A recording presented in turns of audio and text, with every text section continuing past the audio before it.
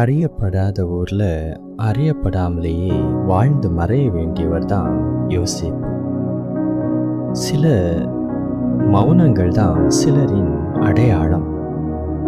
இவர் பேசியதா விவிலியத்தில் ஒரு வார்த்தை கூட பதிவு செய்யப்படலை. இருந்தாலும் இவருடைய மௌனம் தான் என்னவோ வார்த்தைகளை தாண்டியும் வாழ்வை தாண்டியும் இன்றும் பேசிக்கொண்டிருக்குது. அப்படிப்பட்ட ஒரு மாமுனி.